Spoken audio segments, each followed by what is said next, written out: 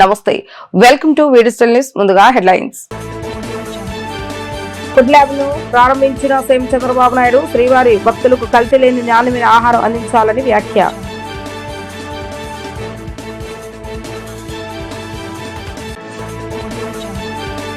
ఉగాది పర్వదిన యువతకు తమ ప్రభుత్వం తీయటి కబురు చెప్పిందన్న ఉప ముఖ్యమంత్రి పవన్ కళ్యాణ్. జాబ్ క్యాలెండర్ లో ప్రకటించిన ఉద్యోగాలు నిర్దేశిత సమయంలోగా భర్తీ చేస్తామని వ్యాఖ్య. ఉగాది పర్వదినం రాష్ట్ర ప్రభుత్వం యువతకు కొత్త రెక్కలు తొడిగిందన్న మంత్రి కొల్లు రవీంద్ర. వైసీపీ ప్రభుత్వం యువతను మోసం చేసిందని ఆగ్రహం.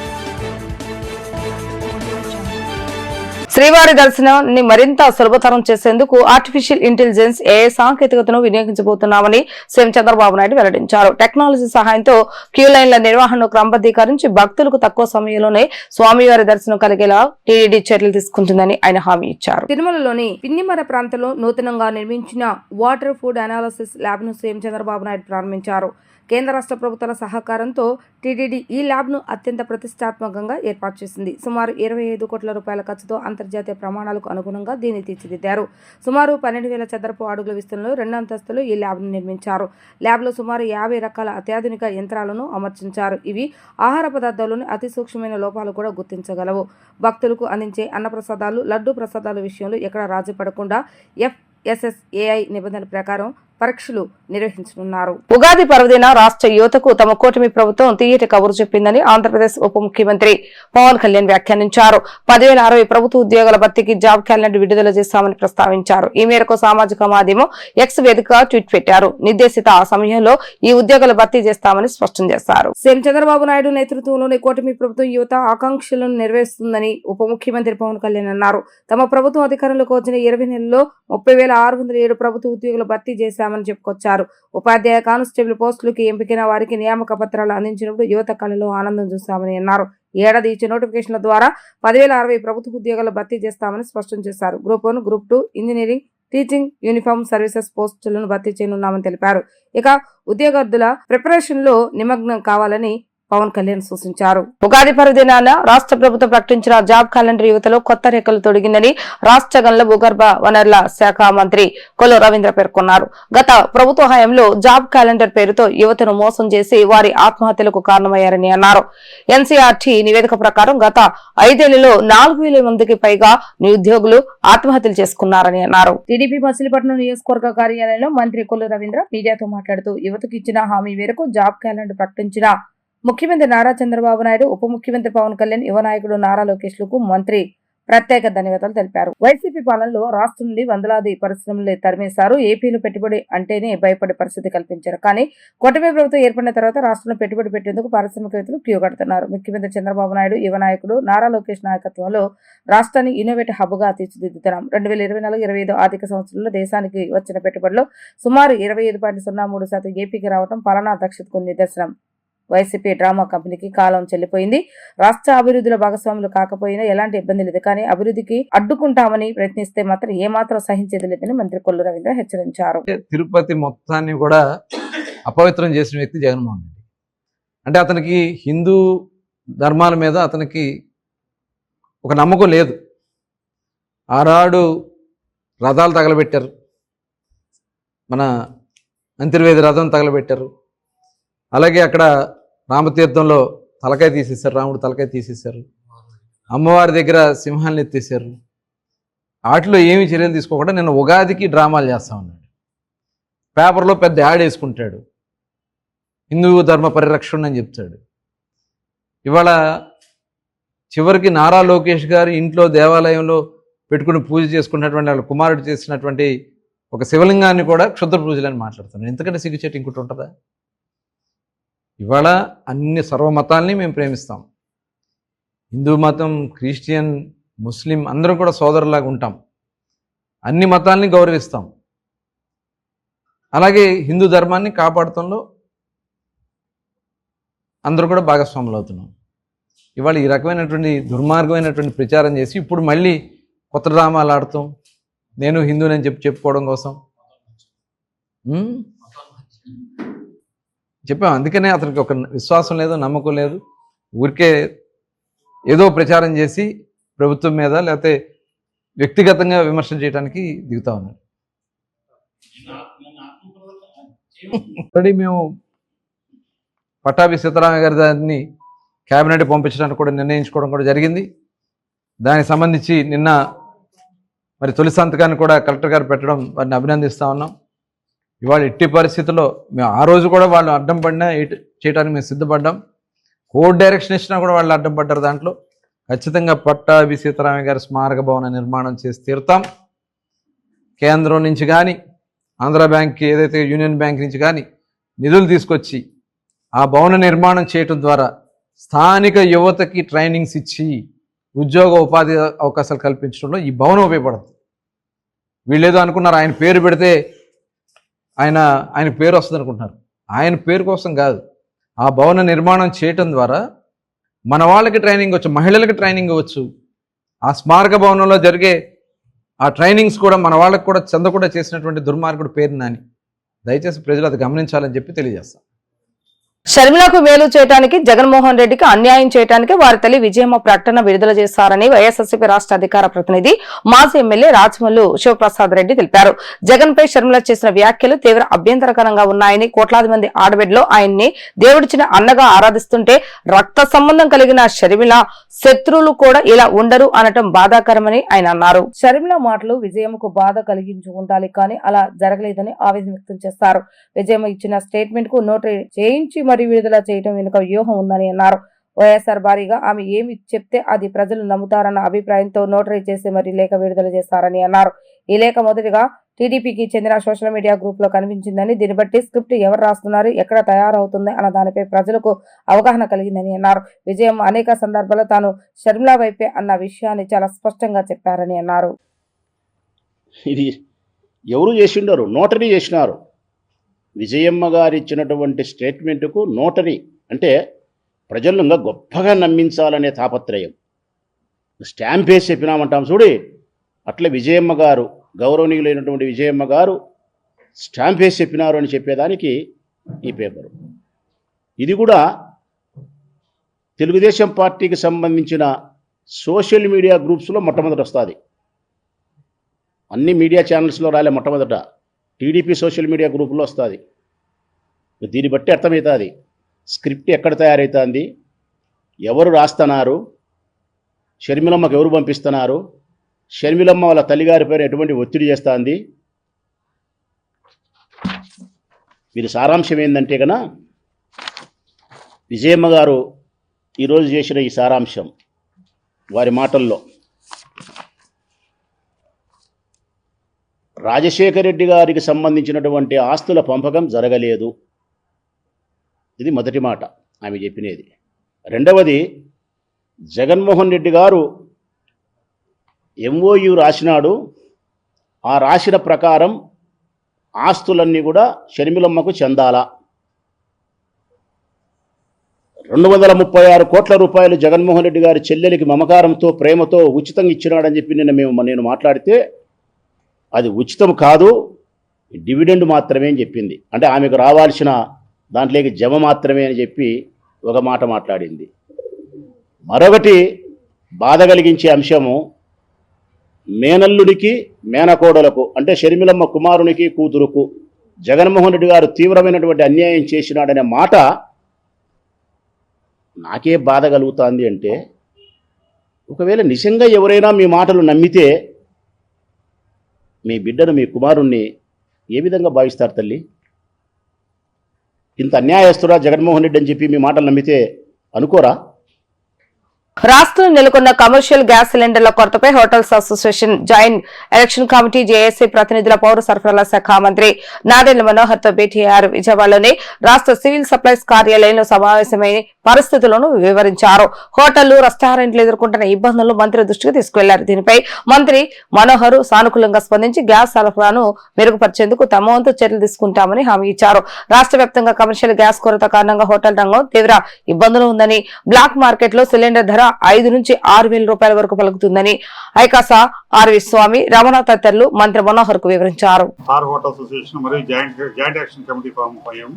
మీరు పక్కన విజయవాడ హోటల్స్, కృష్ణా జిల్లా హోటల్స్ అధ్యక్షుడు రమణ గారు, మా టీం అంతా వాళ్ళ సివిల్ సప్లైస్ మినిస్టర్ గారిని రాష్ట్రంలో జరుగుతున్న పరిస్థితులు, ఇప్పుడు దాకా ఒక పక్క జరిగింది వారు, ఇప్పుడు 2 పక్కలు జరుగుతుంది కాబట్టి యుద్ధం తీవ్రతరం అవుతుందనే ఉద్దేశంతో తదుపరి చర్యలు ఎట్లా తీసుకుంటే బాగుంటుందనే దాని మీద తీవ్రంగా రాష్ట్రంలో రోజు రోజుకి డౌన్ఫాల్ అవుతుంది. రెస్టారెంట్స్కి సప్లై కంపల్సరీ చేయాలని చెప్పే ఉద్దేశంతో మేము ఢిల్లీలో national association, south India hotel association రేపు మండే రోజున అపాయింట్మెంట్ తీసుకున్నాం మినిస్టర్ గారు. అలాగే ఇప్పుడు మన సెక్రటరీ సివిల్ సప్లైస్ కూడా ఢిల్లీలో ఇదే పని మీద ఉన్నారని చెప్పి ఇప్పుడు మంత్రి గారు చెప్పారు. మంత్రి గారిని మేము అడిగిన ఏంటంటే ఇమీడియట్గా గ్యాస్ సిలిండర్ సప్లై ఇస్తే, కమర్షియల్ సిలిండర్స్ ఇస్తే ఇబ్బంది లేకుండా క్లోజ్ అవ్వకుండా ఉంటుందనే ఉద్దేశంతో మేము చెప్పాము. దానికి తగు సూచనలు చెప్పారు. 2-3 రోజుల్లో కాలేజెస్, స్కూల్స్, ఇన్స్టిట్యూషన్స్ కొన్ని క్లోజ్ అవుతున్నాయి. దానివల్ల సప్లై మీకు డైవర్ట్ అవుతుంది. 100% 2 months దాకా కాలేజెస్ లేవు కాబట్టి అది మీకు డైవర్ట్ అవడానికి ఆస్కారం ఉందని తెలియజేశారు. అలాగే మంత్రి గారు సివిల్ సప్లైస్ ఎక్కడన్నా బ్లాక్ మార్కెట్లో ఇప్పుడు సుమారుగా విజయవాడలో 5,000-6,000 అమ్ముతున్నారని చెప్పి తెలియజేస్తే ఆ డీటెయిల్స్ అని ఇస్తే ఆ డైరెక్ట్గా వాళ్ళని మా టీము దాన్ని సప్లై చెక్ చేసి చేస్తామని హామీ ఇచ్చారు. అలాగే సప్లై ఎటువంటి పరిస్థితుల్లో ఇబ్బంది లేకుండా ఉంటుందని చెప్పేసి రాష్ట్ర ముఖ్యమంత్రి గారు ఇవాళ కూడా జరిపిన రివ్యూలో పిఎన్జి పైప్ లైన్ కనెక్షన్స్ నుంచి ఇంతకుముందు 1 month అని చెప్పి గవర్నమెంట్ ఆఫ్ ఇండియా అనౌన్స్ చేసింది. దాన్ని 15 daysలోకి తీసుకొస్తే ఎట్లా ఉంటుంది, ఎంతవరకు పెద్ద పెద్ద హోటల్స్కి వాటికి కమర్షియల్గా వాటికైనా ఉపయోగం ఉంటుందనే ఉద్దేశంతో సర్వే చేసి అన్ని జిల్లాల జాయింట్ కలెక్టర్స్కి మంత్రి గారు వాళ్ళ ఆదేశాలు జారీ చేశారంట. కాబట్టి వాళ్ళు కూడా రిప్రజెంటేషన్ తీసుకొని గవర్నమెంట్కి సోమవారం రోజున జరగబోయే ముఖ్యమంత్రి గారి సమీక్షలో ఇదన్నీ తెలియజేస్తామని చెప్పి తెలియజేశారు. అలాగే తమిళనాడులో ఎలక్ట్రికల్ స్టవ్స్కి వాడుతున్న వాళ్ళకి పర్ యూనిట్కి 2 రూపాయలు తగ్గించడం జరిగింది. ఆ కాన్సెప్ట్ అది కూడా రిప్రజెంటేషన్ రూపంలో సోమవారం రోజున ముఖ్యమంత్రి గారికి అడ్రస్ చేసి మంత్రి గారికి ఇమ్మన్నారు. కాబట్టి ఎటువంటి పరిస్థితుల్లో మీకు ఇబ్బంది రానికుండా ఉంటాం. అట్లీస్ట్ 4 సిలిండర్లు అన్న ఇచ్చి 10 సిలిండర్లు ఇచ్చే చోట 4 సిలిండర్లు అన్న ఇవ్వండి అని అడిగితే దాన్ని కన్సర్న్ జాయింట్ కలెక్టర్స్ తోటి వాళ్ళతో మాట్లాడారు. మీకు ఇబ్బంది ఉండదు, 100% లైన్లోకి వస్తుంది అని చెప్పి గౌరవ మంత్రి గారు హామీ ఇచ్చారు. మా వంతు సహాయ సహకారాలు కూడా డిస్కస్ చేసుకొని ఎట్లా చేస్తే బాగుంటుందని జాయింట్ యాక్షన్ కమిటీ కూడా రాష్ట్ర వ్యాప్తంగా అన్ని హోటల్స్ తోటి మాట్లాడి తెలియజేస్తామని తెలియజేస్తూ మా విజయవాడ హోటల్స్ అధ్యక్షులు రమణ గారు మాట్లాడారు. ఇప్పుడు మేమందరం మంత్రి గారు శ్రీ నాదెండ్ల మనోహర్ గారిని, సివిల్ సప్లైస్ మంత్రి గారిని కలవడం జరిగింది. వారు ఇప్పుడు యాక్చువల్గా మనకి రాష్ట్రానికి 4,500 మెట్రిక్ టన్స్ కోటా ఉంది కమర్షియల్ గ్యాస్. ఇప్పుడు దాన్ని 5,200 మెట్రిక్ టన్స్కి సెంట్రల్ గవర్నమెంట్ పెంచిందని కూడా తెలియజేశారు. ఆ పని మీద సౌరభ్ గౌర్ గారు కూడా మన civil supply secretary sir. Vijayawada ఇంద్రకీలాద్రిపై కొలువై ఉన్న శ్రీ కనకదుర్గమ్మ సన్నిధిలో నవరాత్రి ఉత్సవాలు 3వ రోజు అత్యంత వైభవపేతంగా జరుగుతున్నాయి. చామంతి, గులాబీ వంటి పవిత్ర పుష్పాలతో అమ్మవారికి వేద మంత్రాల నడుమ 1,00,000 పుష్పార్చన శాస్త్రోక్తంగా నిర్వహించారు. విజయవాడ ఇంద్రకీలాద్రిపై కొలువై ఉన్న శ్రీ కనకదుర్గమ్మ సన్నిధిలో వసంత నవరాత్రులు 3వ రోజు అత్యంత వైభవంగా జరుగుతున్నాయి. 3వ రోజున అమ్మవారికి చామంతి, గులాబీ మరియు గన్నేరు పూలతో అత్యంత శోభయమానంగా అలంకరించారు. ఈ వివిధ రకాల వర్ణరంజితమైన పుష్పాలు అమ్మవారి దివ్య మంగళ స్వరూపానికి మరింత కాంతిని చేకూర్చాయి. ఆలయ ఓ సేనానాయక్ స్వయంగా ఈ ప్రత్యేక పూజా కార్యక్రమంలో పాల్గొని అమ్మవారికి భక్తి శ్రద్ధలతో శ్రీ అమ్మవారికి పూలు సమర్పించారు. విశేషమైన పలు రకాల పుష్పాలంకరణతో ఇంద్రకీలాద్రి ఆధ్యాత్మిక శోభతో నిండిపోయింది. భక్తులు పెద్ద సంఖ్యలో తరలివచ్చి పుష్పాలతో అలంకృతమైన జగన్మాతను దర్శించుకుని పునీతులవుతున్నారు. విశేషమైన వసంత నవరాత్రులు పుష్పాలంకరణ సేవలో పాల్గొనడం వల్ల మనశ్శాంతి, ఐశ్వర్యం, అమ్మవారి పరిపూర్ణ అనుగ్రహం లభిస్తుందని భక్తుల ప్రగాఢ విశ్వాసాన్ని వ్యక్తం చేస్తున్నారు. హిందువుల ఐక్యతను కోరుతూ ఈ నెల 27వ తేదీ సాయంత్రం 4 గంటలకు బిఆర్టీఎస్ రోడ్ లోని ఛత్రపతి శివాజీ విగ్రహం నుంచి శ్రీరామ శోభయాత్ర బైక్ ర్యాలీ నిర్వహిస్తున్నట్లుగా శైవక్షేత్ర పీఠాధిపతి శివస్వామి తెలిపారు. హిందువుల ఐక్యత, సనాతన ధర్మ పరిరక్షణ, హిందువులంతా చైతన్యవంతులు కావాలని కోరారు.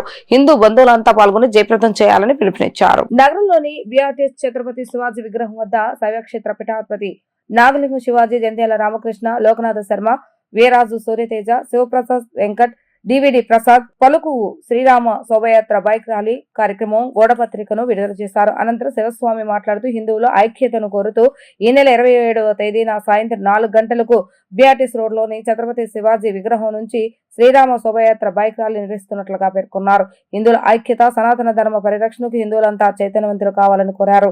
హిందూ బంధువులంతా పాల్గొని జయప్రదం చేయాలని పిలుపునిచ్చారు. వైసీపీ నాయకులకు మతం పండుగ అంటే కేవలం ఒక రాజకీయ ప్రకటన మాత్రమే అని మంత్రి కొలుసు పార్థసారథి అన్నారు.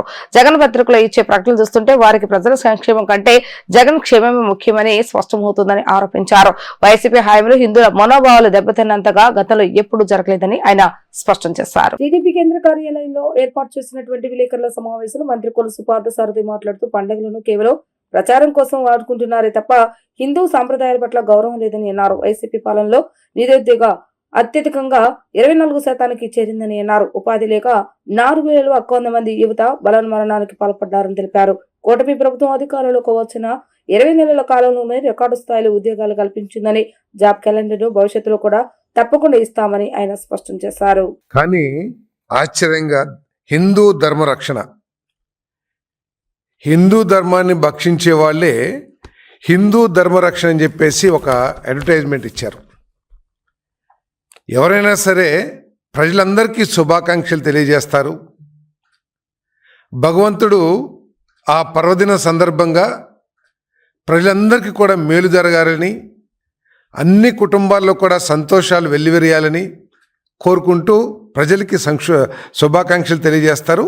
అదేవిధంగా నాయకుడికి, కార్యకర్తలకి అందరూ కూడా తెలియజేస్తారు. కానీ ఇక్కడ నాయకుడికి ఉగాది శుభాకాంక్షలు, వాళ్ళకి ప్రజలతో సంబంధం లేదు, ప్రజలకి మేలు జరగాల్సిన అవసరం లేదు, ఆఖరికి వారి కార్యకర్తలకి మేలు జరగాల్సిన అవసరం లేదు. కేవలం జగన్మోహన్ రెడ్డి గారికి శుభాకాంక్షలు. అంటే పండగ నాడు, పండగ సందర్భంగా ఆయనకి ఒక్కడికే మేలు జరిగితే సరిపోయిందనే విధంగా వారు వైఎస్ఆర్ కాంగ్రెస్ పార్టీ నాయకులు వారి హిందూ ధర్మం, హిందూ యొక్క భావజాలం ఏమిటో, హిందూ ధర్మం యొక్క భావజాలం ఏమిటో కూడా అర్థం చేసుకోలేని వ్యక్తులు వైఎస్ఆర్ కాంగ్రెస్ పార్టీ అని చెప్పేసి మనం చేస్తాం.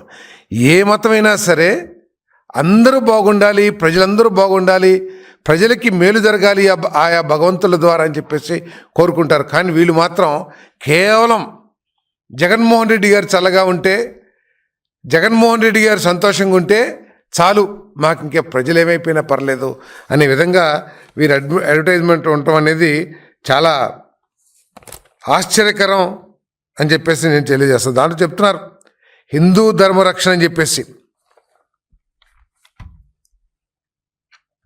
జగన్మోహన్ రెడ్డి గారి సమయంలో హిందువుల మనోభావాలు దెబ్బతిన్నట్లు ఈ స్వతంత్ర భారతదేశంలో ఎప్పుడు కూడా హిందువుల మనోభావాలు దెబ్బతినలేదని చెప్పేసి మనం చేస్తాను. నేను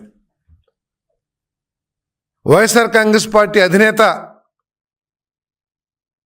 దేవాది దేవుడు ఏడుకొండల వాణి గుడిలోకి, అంటే తిరుపతి తిరుమల దేవాలయంలోకి దాదాపు మెయిన్ ద్వారం వరకు కూడా చెప్పులతో ఇళ్ళతో మొదలుపెట్టి ఆఖరికి కల్తీ నెయ్యితో లడ్లు చేసే వరకు కూడా ఈ రాష్ట్రమే కాదు ప్రపంచంలోని హిందూ ధర్మాన్ని ఆచరించే ప్రతి ఒక్కడి మనోభావాల్ని దెబ్బతీసిన పార్టీ అని చెప్పేసి నేను మనం చేస్తాను. ఈరోజు వాళ్ళు చెప్తారు ప్రతి ఒక్కసారి ఎంతసేపు నటన, హిందూ ధర్మం పట్ల, హిందూ సాంప్రదాయాల పట్ల ఏదో గౌరవము, భక్తి, ఆ సాంప్రదాయాల్ని గౌరవించే మనస్తత్వం ఉన్నట్లు. వార్తలు ముగించే ముందు హెడ్లైన్స్ మరొకసారి. ఫుడ్ ల్యాబ్ ను ప్రారంభించిన సీఎం చంద్రబాబు నాయుడు శ్రీవారి భక్తులకు కల్తీ లేని నాణ్యమైన ఆహారం అందించాలని వ్యాఖ్య.